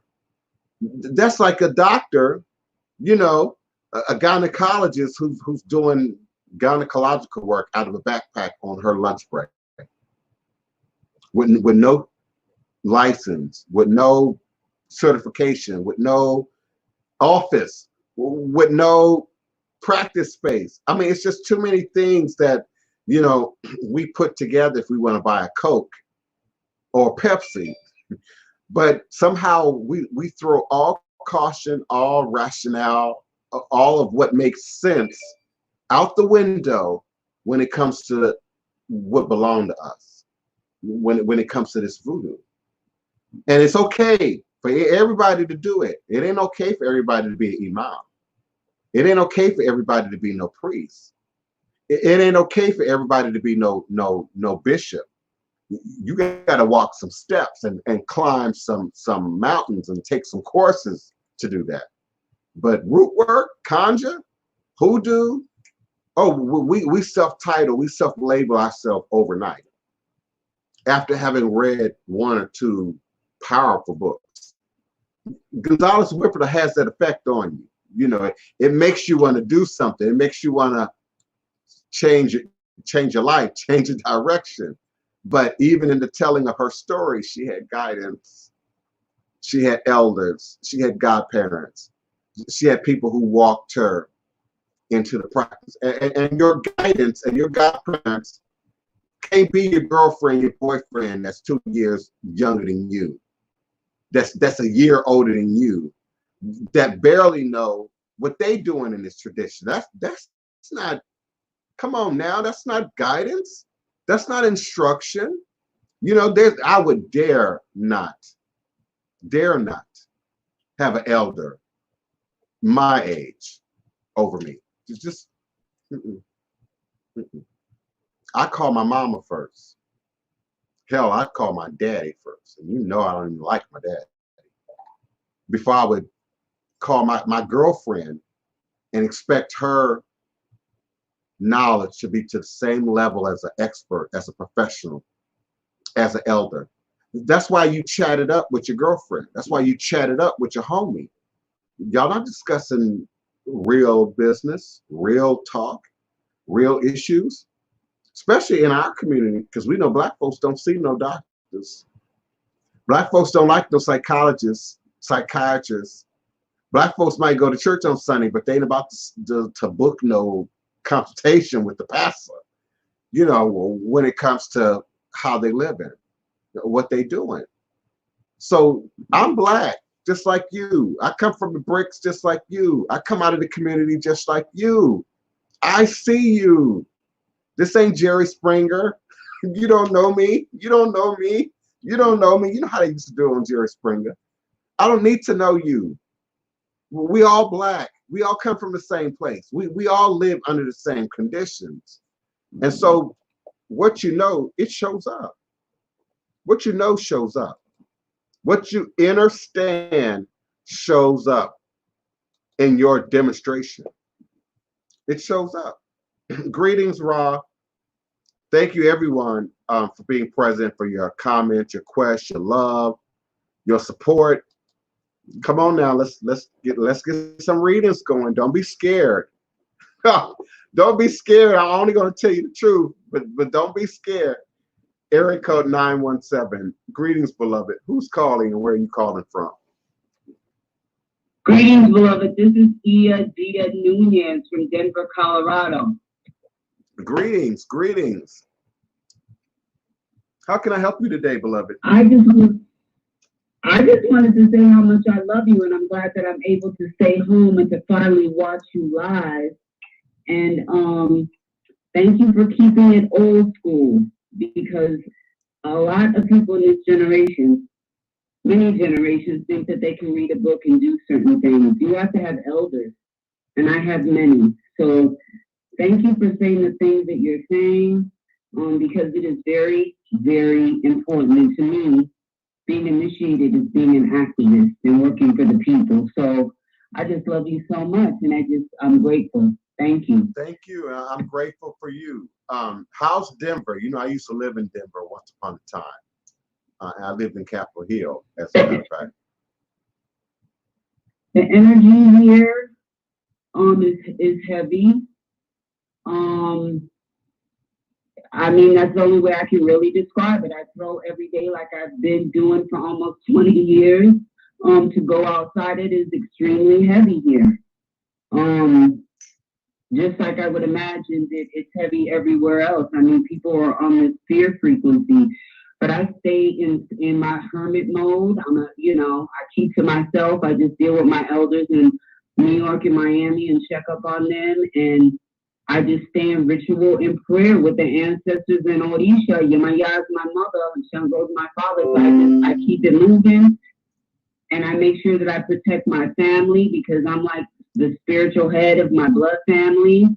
And, I just do my thing. I like to stay in my lane. I don't like to be all out there in the mix because I'm almost 50 years old. I'm old school. I get what I have to get, and I come home. And I stay in ritual and stay close to, like I said, the ancestors in Odisha. That's what I do. Yes, give thanks. Egum Mopeo. And if I can ask you, please, just for my audience, how often do you work with your ancestors? I stay with Egun every single day and sometimes twice a day. I wake up and I take a spiritual bath. And, when I'm reading, I come home and I take another bath because I'm out in the public. When I'm home, it's just once a day. That is a must. Yes. So I live this. You know what I'm saying? I put my head to the floor to Ifa. You know what I'm saying? Every day. So like when people are like, oh, I just read a book and I sit with Egun every other. I don't understand that language. Yes. You know what I'm saying? Yes. I live this, and so. This is something that you live. It's a part of your blood. I mean, that's the only way that I can really describe it. I can't describe it any other way. I talk to my elders every other day like they're my parents. I stay close to the hive. You understand what I'm saying? Yes. Because without the ancestors, we do not exist. We have to give them reverence. They keep us safe. They make sure that we're taken care of. That they keep our minds straight and things of this nature. I play no games with that. No, sir. I agree, and I appreciate you, beloved. You have no idea, EI. You made my day. That question I asked you was kind of loaded because it's in the air, and I'm working with several new people right now, particularly as it relates to Corona. People are now taking the time to do their spirit work. And I have one godchild who, every time we communicate, which is every day, I say, let me see your shrine. Let me see your ancestors, and they don't get that if you're doing this for real, it's just like you said, you work in your eguns every day, and not just every few days, within the ritual calendar, every day. And that evidence shows up if you know what to look for. And so if I don't see no activity on that table, I get the question, well, are you understanding the document? Do I need to break it down? Is it the English? Is it the Yoruba? Is it the Ewe? Because I'm not seeing no movement. And often it's fueled by, what EI just said, this thing that I can read it in a book, I can pull it up online, oh yeah, I read that. I spent 2 hours reading that. What? What? I got 5 books and E5 books and Odu books that I read every day, that I read over and over. And the idea of memory, our memories do not compare to the Nigerian memory. So our ability to not only learn a new language, learn a new practice, learn a new, and new is a misnomer. It's new to us. It's really who we are. Like she said, it's in your blood. It's really your lineage. But it's new for us because we've spent a lifetime or more under this oppression. And so often that oppression follows you like baggage. And then you carry that oppression into Ifa, into voodoo. And this ain't something we just do on Sunday. We don't just gather in the middle of the week for prayer service. You know, this takes action. One of the things that drew me to voodoo in particular was the idea that there was something that I could do, that I didn't have to wait until the next day. I didn't have to wait until I died. I didn't have to wait until the great by and by to get blessed, to get action, to get response from the spirit realm. And that's what drew me to ATR in the first place. The ability to do something rather than just sit, rather than just be a victim, rather than just let life happen. And there are too many Americans, black and white, who live that way. Well, it's just another day. You got to die of something. You just got to do what you got to do to keep your bills paid and keep your lights on. You know, some of y'all right now are using that as an excuse to put your lives at risk. And I get it. If you're poor, if you're working class, if you're struggling, I get it. But it's these rich folk that's encouraging y'all and pushing y'all out there in the middle of the road in front of that coming 18-wheeler. Because you can be sure they're not going to be out there. I'm really curious about what's happening in the White House right now. I discussed it with my mother because I felt kind of bad. You know, you never want to wish bad things on people or hope bad things happen to people. But man, that orange man's behavior is just crazy. And now people around him got the virus. Now, if y'all remember, I said a month ago he had the virus. Remember that? Kim, do you remember? I said there's something wrong with him. Now I'm not gonna, this is what I said. I'm not going to say he got the corona, but that man is sick. I said it live on air for 3 days back to back. I want to say the first week in March. The first week in March. And so now it's in his team. It's around him. And you know, the president's going to have the best doctors, going to have the best medication, going to have the best herbs, going to have the best shortcuts, you know, so they're not about to let the man die. You know, they are going to do what is necessary to keep him in position and to keep him moving forward. Alandria, I don't see no question. I don't understand when people, especially in a format like this, get in their feelings and in their emotions and then start typing assumptions like that. I guess you don't know the answer to my question. What question? What question? I don't even see your question. If you haven't noticed, I've been talking for the last hour and 40 minutes, and I rarely have an opportunity to even look at the screen unless Kiona brings it to my attention. So what's the question? And should I even respond to your question now after that little shadiness that you felt that you just had to type in the chat? Listen, if I didn't want to answer your question, I would say, beloved, I'm not answering that. I would say, beloved, I'm not about to discuss that with you. I certainly wouldn't pretend like I don't see it. Do you know who I am? Are you even paying attention? Oh my God. Kiona, help me, girl. You know, what's happening is... And I apologize. I stepped away for a brief moment. I didn't even see it, but people need to get that. We're drawing all kind of spirits. Respect is big. And some of you got demons on y'all. Some of y'all got jinn on y'all. You think you being bold. You think you being aggressive. You think you being... No, some of y'all got demons. Some of y'all got demons. You went a whole step further and you decided what I was thinking. In this moment, while you see me talking, navigating YouTube, StreamYard, Facebook, Blog Talk Radio, but you assume that, well, I must not know because I didn't respond to you. Listen, if y'all gonna do this live on air, we gonna do it live on air. Okay. Listen, I know how to. Okay, I'm sorry. I got to clown this. You cannot have a, and I don't, you probably have to mute my mic, but I'm going to say it anyway. You cannot have a smart mouth and be less than smart. When you use the word, I just saw the question. It was right, I see it. Hoodoo occultism said something. Yeah, at 127. When did witch spell like that? Please help me.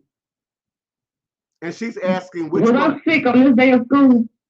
And she's asking which one is strongest, hoodoo or voodoo? The witch.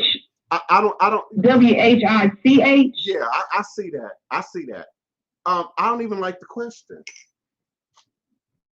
I don't even like the question. First of all, we don't use gender. We don't use gender. Hold up, Kiona. We're not male or female. We are spirit. Hold up, Kiona, because I don't care about that. Let's just address the question. Which one is strongest? That sounds like something that a Westerner with little to no connection to the ancestors and indigenous spirits at all would ask about which one is more powerful, which one is the strongest. One is no more stronger than the other. One is no more weaker than the other. They are paths. They are paths and traditions. It ain't about which one is more powerful. How powerful are you? That's the question. How powerful? Which one is more powerful? That demon on your right shoulder, or that demon on your, or that angel on your left shoulder? Which one is more powerful? And which one do you pull from? Most of that's what you just asked me. Which is more powerful? Voodoo is a religion. It's an organized religion. Hoodoo is an evolution of that, with a little bit of indigenous practice, with a little bit of Catholicism worked in it, with a little bit of witchcraft worked in it. So which one you think is more stronger? My ancestors rule any day. Any day. Any day. And when I use the word voodoo, beloved, it's all voodoo. Ifa, Akan, Ewe, Igbo, it's all voodoo. It's all voodoo in that context. So, okay, I responded to your question. Now what? Girl, Kiona, I'm okay. I'm trying to keep it together. You know what? But these are low level. These are low level energies. If they're gonna come to battle, can they send somebody a little bit stronger? Why they gonna send the weakest link to come to battle? This is not for the faith. We don't play with these spirits around here. Because if you come into battle, y'all not doing a good job of it at all. Not with me. Not with me. It's very few of you all who are even on my level. I'm not talking about power. I'm talking about knowledge. I'm talking about how many books have you really read? How many elders have you sat under? That's a question of somebody who has no connection to ATR at all. Which one is more powerful? That's a question some 15-year-old white kid who wants to become rock star of the world, that's the kind of question he would ask me. Which one is more powerful, and which one can I appropriate? Which one can I bastardize to do my bidding? Is that what you're really asking me? Which one can I control? Which one is more powerful for me to control so that it lines up with where you are? Voodoo don't work that way. You're going to line up with the voodoo. The voodoo ain't going to line up with you. You're going to line up with the voodoo. So if you're a weak spirit, if you're a weak soul, if your energy ain't even above your second chakra, it's all weak in your hands. Voodoo, hoodoo, obia, it's all weak in your hands. If your constitution ain't right, if your mind ain't right, if your spirit ain't right, and truth leaks in this chat. Have you noticed that, Kiona? The truth leaks. about what people really mean, what people's real intentions It are, shows his head. where they really coming from. It leaks. It leaks. Thank you, Keisha Smith. I see you. You always got something really provocative to say. Yes, indeed. Yeah, you were being rude. Yes, Miss Simons, you were being rude. You assumed something that wasn't even appropriate for what was going on. There's no way I can watch and read a chat that's rolling up constantly and then talk, because my camera's over here, my computer's over here. So your energy is still warped. Your premise is still when you're reading Rainbow Go Off the Air, how can you be smart and you can't even spell? Oh, this is working my nerves. I'm enjoying it. It's SAID. I'm enjoying it. Okay. Because this tells me how worked up people really are about who I am, what I do in this platform. I totally get it. I don't lose no sleep over this. I'm not going to bat an eye when this is done over that. So get out of your feelings, because I'm not in my feelings. I'm not in my feelings. You were rude. And it's in writing. It's not like you called in and I interpreted it as rude. Everybody in the room is looking at your question in writing. It is rude. Okay, you were rude. Okay, you assumed what I was doing. You assumed that I should have stopped talking and make a point and scroll up and find your question and respond to it in a timely manner, so that you can now go off and do what? Who you learning hoodoo from? Who you studying voodoo with? How come they didn't tell you how strong it was? Girl, don't. No. Papa Legba will not be bridled in this room. Papa Legba won't be silenced in this room. I can't control Legba. I just can't. Legba's all over me, if you haven't noticed. And I'm going to keep it 100. Let me say it again. Eshu Alegbuana Kosi Weri. I will on lo uto ni iwo ara afamba osi obatala mi ita ni ebo onilo aban ishu. Eshu is a respected elder who flogs, confronts, uncovers fools. The one versed in mysteries uses truth to own you. He causes scatter to feed poverty.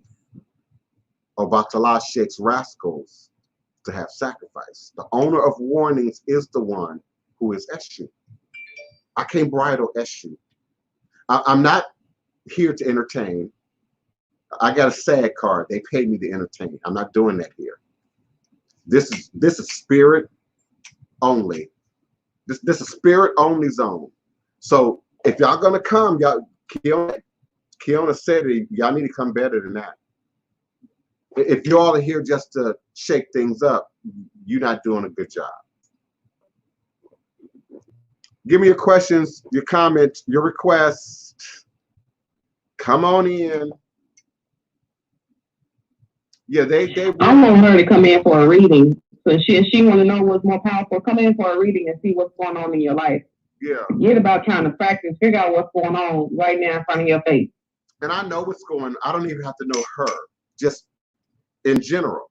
I'm on IG every day. I know what's going on in y'all's lives. Twitter, Facebook, foolishness, nonsense, burning ancestral money. You know, I know what's going on in y'all's lives. Listening to that Haitian root doctor telling y'all that y'all's magic ain't working because y'all ain't documenting it well enough. No, you ain't documenting it well enough because it ain't no magic going on. There ain't no magic going on. Shoot, yes indeed. That's why you ain't getting no response. My goodness. We're about to lose our phone line. So you all have something to say, or you want to go off? They say, Voodoo called me in a dream. Yeah. It's okay. I'm back. Yeah, Voodoo called them in a dream. You still sleeping. We don't need you to wake right on up. Still sleeping, still We're going to need you to wake right on up and get with the real authentic. Because guess what? A real is rare. It's rare. That's why the real ones come on this platform every day, because it's rare to find an authentic practitioner. Rare. They'll tell you to pay them and you'll get your loved one back in 21 days. If he didn't want you today, he's not going to want you in 21 days. He still don't like you. And a lot of the your sex still was average. And a lot of the real ones that you're talking about, Kiona, like I said earlier in the show, are in their 60s, their 70s, their 80s.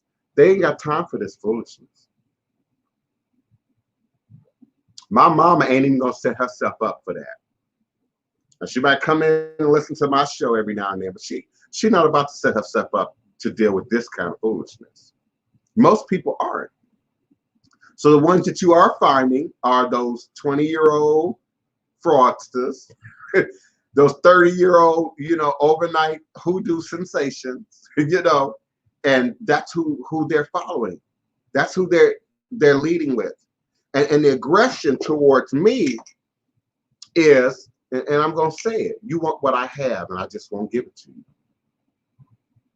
You want to be mad. Are you mad? And I just won't give it to you freely. Are you mad? Is that what it is? You're mad? I'm making you work too hard for it. I'm making you have to do too much study for it. Yeah.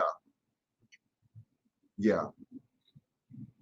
You mad because you posted your altar on Facebook and you weren't supposed to do that? Oh, that's what happens though. But you know what? You have to have haters. If you don't have haters, you're not doing a good job. You're not doing anything. You're not doing anything. And I often gauge it just by that. When it gets too quiet, I check my style.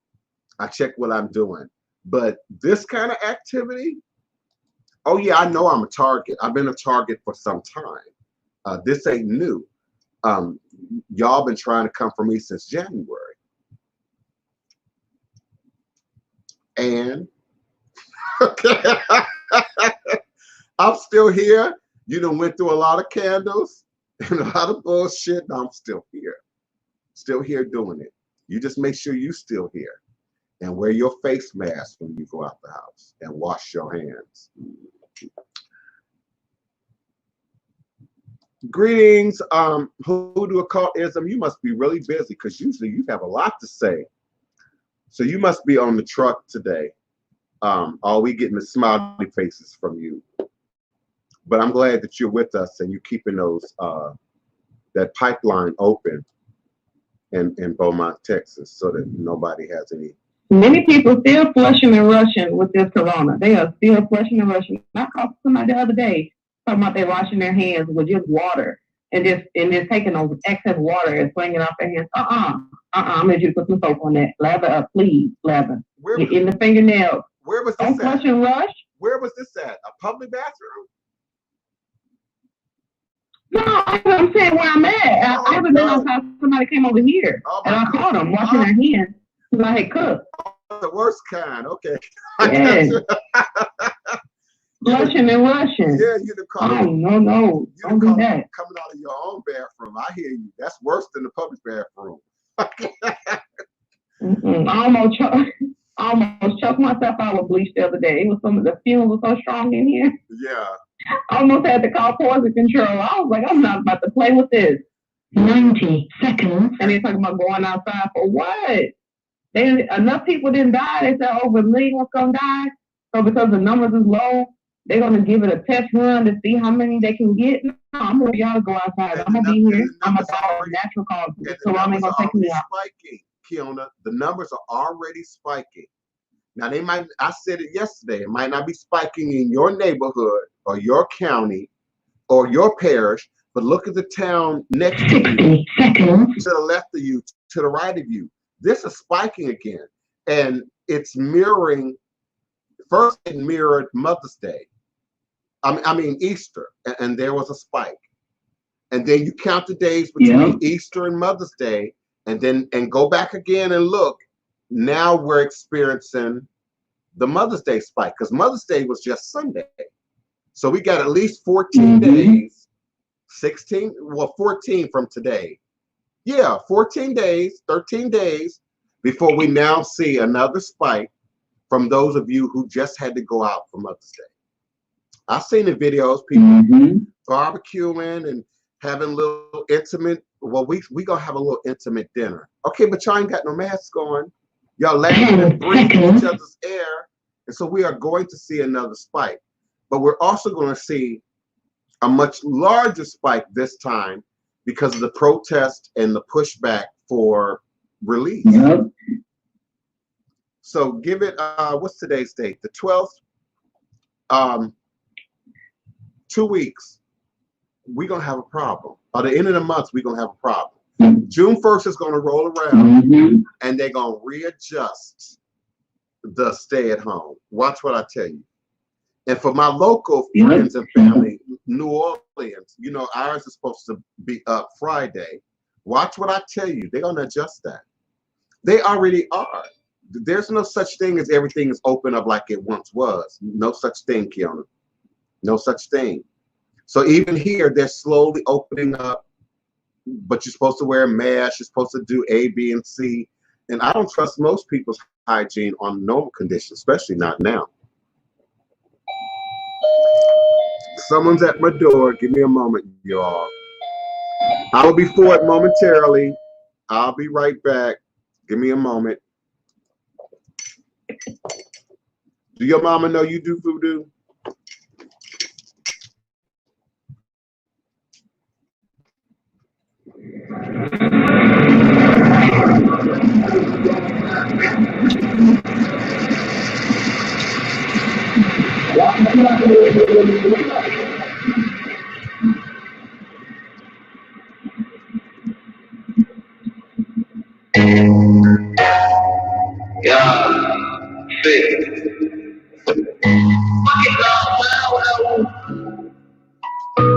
My grandma do voodoo.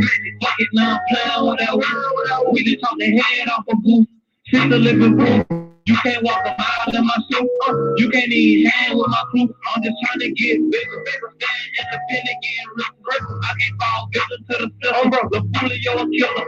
I'm just trying to knock me out the prison. I'm just trying to take care of my sister and provide for my brother. If you playing cut, then I'm a cut. I'm heartless. I never love you. Never been a buster. If you ain't for the seat, nigga, fuck it. Because that got a problem, my butt. Everything is just a stick. That's why I ain't never had shit. I know bad ass shit. Mama showed up on the ring. She didn't know I had to see. Then I'm riding, I'm acting it. It's another duplicate. Really, I'm a beat if I flip. In that dirty water like I'm fit. With dope in the tent. Nigga, why would I prepare? What? Pull up on the truth, I would hit. I don't wanna get killed. Hey, the fucking bro, I'm really in the field. My motherfucker could do 100 years. It is what it is. Everything gotta stay concealed. I'ma ride till it really ain't no will. And if I trying to feel what? I'ma still ride with my steel. Hey, never gave a fuck about a meal. Nothing had not a meal. God can even feel how I feel. I didn't even try how I drill. I'm just hating in my head. I'm thinking that everything was good. Guessing I got shit misunderstood. Wish a nigga would. Refuse to be the nigga said I could. I just wanna make it out the hood. Oh, girl, my grandma do voodoo. Hey, fuck it, now I'm flying what I want. Hey, we just talk the head off a goose. Hey, sister living proof. You can't walk a mile in my shoes. Hey, you can't even hang with my crew. My grandma do voodoo. Hey, fuck it, now I'm flying what I want. We just off a goose. Sister living proof. You can't walk a mile in my shoes. You can't even hang with my crew.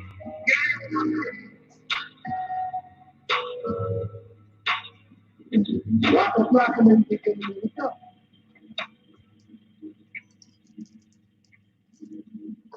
you. I appreciate your patience. Of course, once I hit the door, I gotta bleach my hands. So thank you so much for your patience and understanding during this challenging season of Corona. All is truly and indeed a blessing.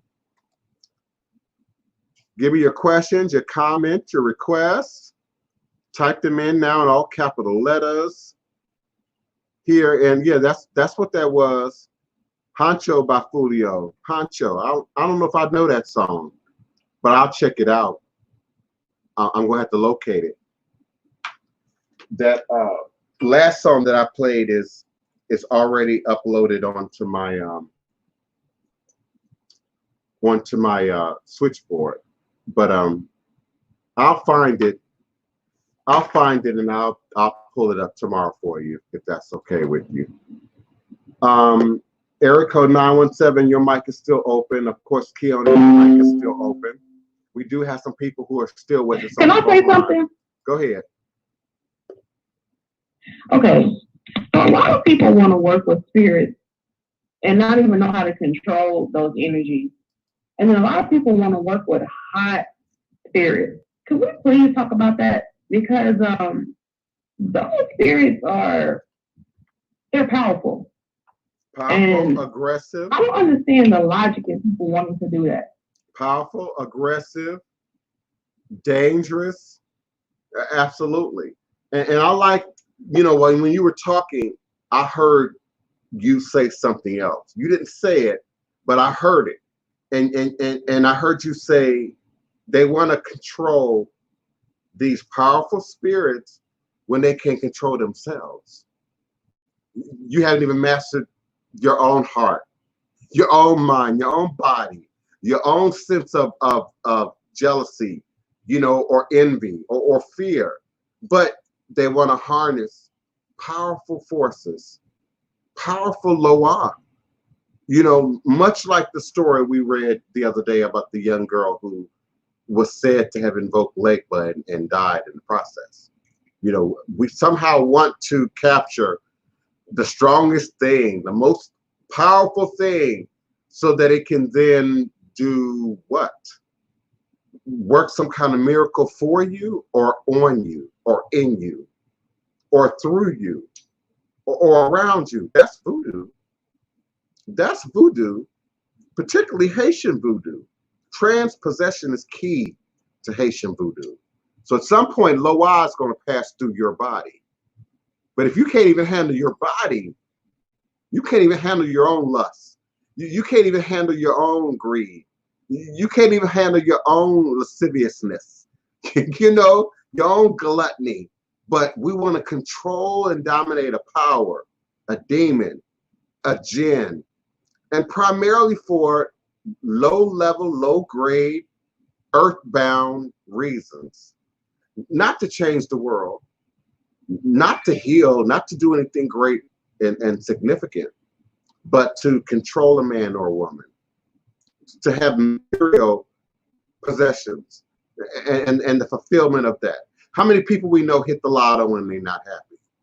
Hit the Powerball and 6 months later they broke.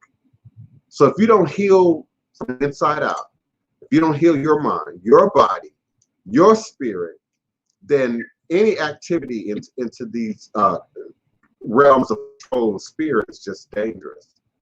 And it mimics witchcraft. Because once you start doing your study into what witchcraft really is, it's about binding demons, binding jinn, and forcing them to do your will, to do your bid. And no jinn, no demon can be bound like that without a trick. You're going to pay. You're going to pay. It's going to show up. It's going to come out at some other area of your life. And that's how the qualified practitioners can just sit back and just watch. We see it happening. We see the train wreck happening even before the cars and the train get into motion. We already see it because ego leaks, arrogance leaks, smart ass leaks. It's hard to put a cap on that and hide that and conceal that. Wanting to rush through, that leaks. You can't hide that. It's too many details you don't have. It's too much information you don't have to be able to qualify, to be qualified enough to hide that, to conceal that. So I don't, other than ego, Keone, I don't get it. Other than ego, other than greed, Iya, you might want to respond to that. I don't, what is that? What is that need to take the shortcut? to me, it's a Western state of being. It's a mental program that they indoctrinate society with, which one is perceived to believe to be able to control nature. These energies are cosmic. They're not even from around here if we want to keep it real. That's right. And we can't control anything. And this is why, if you just want to be old school, this is why there are priests, because you get a signature that allows you to be recognized by that particular cosmic energy that gives you license. There's a reason for that. And even then, the Orisha or any energy can take you away. There have been stories on the underground for many, many decades about people dying, getting made. Hello. That's right. Let's not even play these games. You know what I'm saying? So even the priests, when you have these signatures, do not have control. There's many times when I've been at Tambor, as when I was a Yawo with my godparents, and as you know, as an older priest, and Yemaya decides she want to come down to earth. I'm like, oh girl, mama is not ready.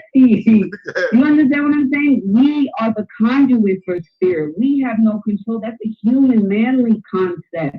You can't control nature. You can't control the cosmos. You can't control something that's omnipotent and omnipresent. That's a human concept. That's right. It's very cool. I love her. Oh my God, can you come on here every day with us? This was cool. She walking down to baby food. Yes. Yes. And sometimes I feel like I need other people to say it. People get tired of hearing me say it. That they think I'm being arrogant. They think I'm somehow limiting people's accessibility, into the tradition. No, I'm actually helping my people, and particularly African Americans, get accessibility to these traditions. But like I said, you can't come with no foolishness. That's not even happening. And you going into these Latino communities, the Hispanic community, the Haitian community, they're not playing that. They're not playing that. And you. And I'm gonna say something else, Baba, and I don't mean to cut you off, but you talk about knowledge. This is why I love you, and I always stay in the background of your shows, because you're old school and you do your thing. Let me tell you how deep this rabbit hole goes. I remember my godfather telling me a story about an Aleo, a novice, who got his hands on knowledge. Knowledge is powerful. It's Ache. It is alchemical principle of Oya, Elenu. Hello. So this person decided, oh, I'm just going to read this information and do some of these bowls with these alchemical principles that we call Ifa, what are the cosmic binary codes of the universe, and open up the damn gates. You know, he died. Yes, let's not play games here, people. Yeah. So even knowledge is powerful. And if your Ache is not ready for that knowledge, there's an old saying in Orisha, what you don't learn in this life, you'll learn in the next. And if I'm correct, that is an Obatala saying, okay? Yes. Your Ori, your consciousness, what you don't learn in this life, you will learn in the next. So you have to even be careful with being a philanthropist of knowledge, because it's not just sitting with Egun, it's not just sitting with Orisha, it's not just sitting with your elders. You got to be a philanthropist of knowledge. When I was growing up, we had to actually go to the library. Okay, we didn't have this thing called Google. Yes, that's right. I ran by all of my knowledge by my elders. Okay, does this course, am I able to do ABC? But you know what I'm saying? You have to have these conversations, because even knowledge is powerful and it can take you out. And let's just keep it real. Some people don't know what walks with them.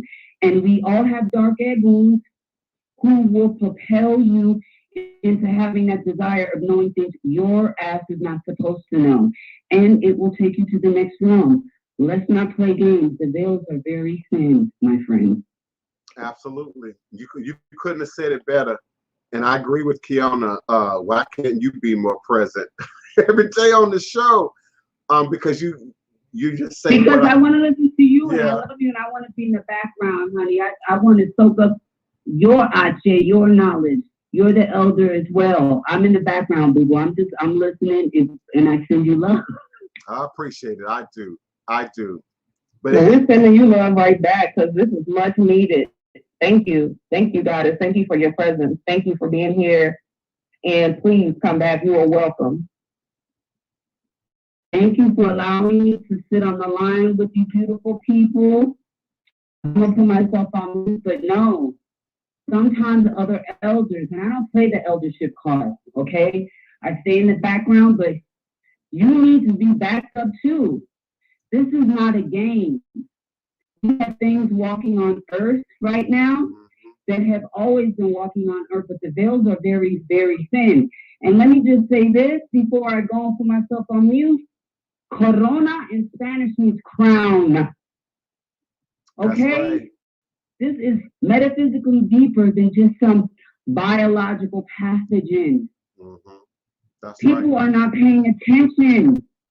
You understand what I'm saying? Not only are we awake, dealing with Egun in this corona, we are dealing with it when we're in the realm of the dead. Because when you're sleeping, you too are also dead. It's a form of death. And Egun is on the rampage. This is not the time to be playing Harry Potter in this realm. The algorithm of fear and darkness is on fleek because we are going into another paradigm of reality as a collective, hook or crook, whether people like it or not, darkness or light, gray area on the in-between. My friends, all of you people listening to this, y'all need to hold your elders close.